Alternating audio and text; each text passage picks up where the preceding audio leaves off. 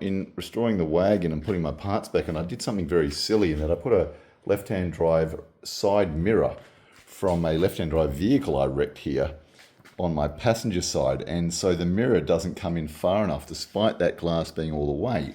Now the reason I chose this one, it's quite a nice mirror, and you can see the black surround looks pretty tidy. Now this is a right-hand drive one I have. This is going to be a correct one, but as is usually the case, they get scratched along walls and other objects, and you could paint that, but... So what I'm going to do is actually take off this left-hand drive mirror for my right-hand drive car, and I'm going to repaint the casing for the correct right-hand drive passenger mirror, and then mate it up with the chrome from this mirror, which is in better shape. So taking these trim pieces off, just be very careful. They're very fragile. You can see that one's still intact, which is lovely. I'm not sure if they differ left-hand drive and right-hand drive, but this is a right-hand drive passenger side, you can see there. So after taking that off, we're then going to start to take the mirror off. You can see here. Let's just get these ones off.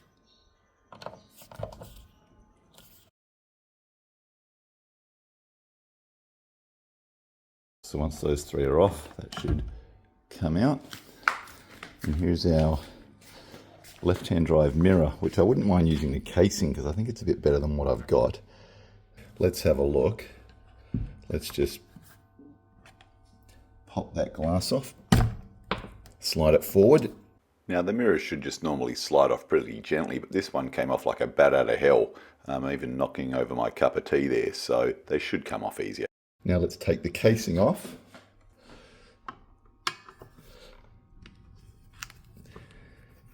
Oh, that comes off really easy. Now that, oh, that came off really easy.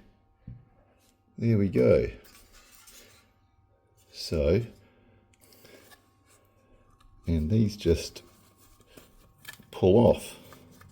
A little bit of a tear. I don't think the rubber's as good on this one admittedly as the other one, so I will polish this up now. So this is the right-hand drive passenger mirror, which I'm going to paint the frame of. And so to get that off, just pop your little device under there, flick it off the ball clasp. Normally it doesn't come off the mechanism, and you've just got to slide it out laterally, as you saw on the left-hand drive mirror. So we've had two varying ways of the mirror coming off. If you want your glass, be careful you don't drop it on the floor. And that little locating tooth you can see there is what slides between the two larger teeth before you click the ball clasp back on when you want to put it back on. So as you saw before, just simply take out the two Phillips screws to remove the casing, which I'm going to want to paint.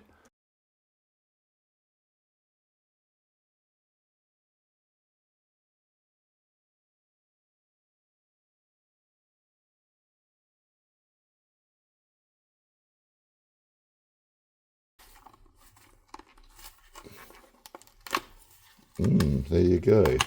So that is actually coming off. You can see the rubber there. So that's now able to be cleaned up. You can see here our mechanism, up, down, in and out. The spring to stop it when it flexes when someone walks into it. To pull it back, very strong. What I'm going to do now is I've just run some alcohol over there just to clean off the debris. It actually looks a lot better regardless, but as I said, they always scuff up from dings over the years, and it drives me crazy that they don't look good. So I'm going to paint this. Just going to put some flat black paint over it, which I think is going to be pretty close. And then we're going to see how this turns out. So I'm just going to mask this all up. So we've masked it all up. Time to get some paint on there. I know you could probably disassemble this further, but I do have multiple of these if I did a terrible job, but I can't fathom this is not going to get the job done.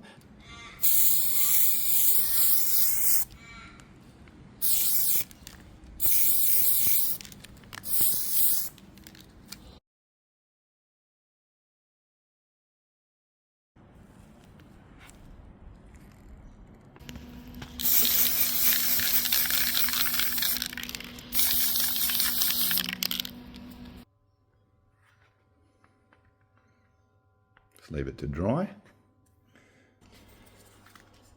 So here's the painted mirror. I think I did 4 coats over the day.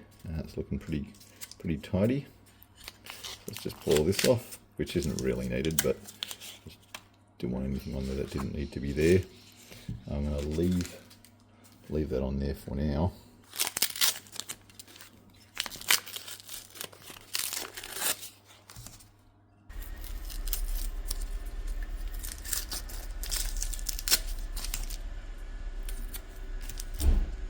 So, looking good. Let's just put some grease on all the hinges.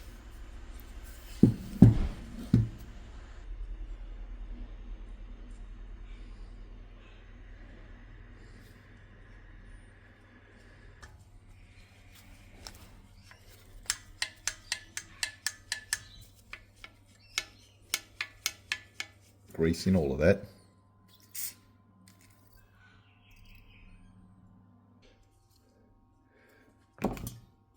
So I polished up the outer chrome with some auto sol just to spiff it up before it goes on, and I had also scrubbed up the rubber surrounds with soapy water, some car wash and a scrub brush, and it does look very good despite that lower end looking a tad dirty. It comes up nice and flat, and then I just simply push that on.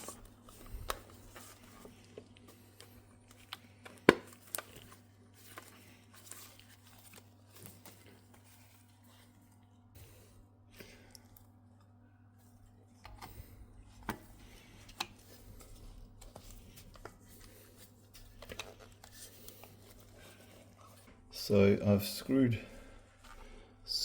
these two on, 1 and 2, looking good. There's a slight gap up near the chrome. I don't know if there's a discrepancy of a 40-year-old rubber, but I'm comfortable with that. Put the glass on, push this arm back, slide this onto there. Might not be able to see that going on. Clip this onto, there we go, and so the finished product. You see the metal frame looks a hell of a lot nicer now. I would dare say factory, and the flat paint has blended in well with the seal. The only slight nuisance for me, it's not 100% perfect just there's a tiny lip. I suppose after 40 years that rubber is going to be very difficult to try and get it back to correct, but you can see overall this has ended up really nice. No more scuffs, and I'm quite happy with that flat black paint. It's blended in really well. Everything looks really nice.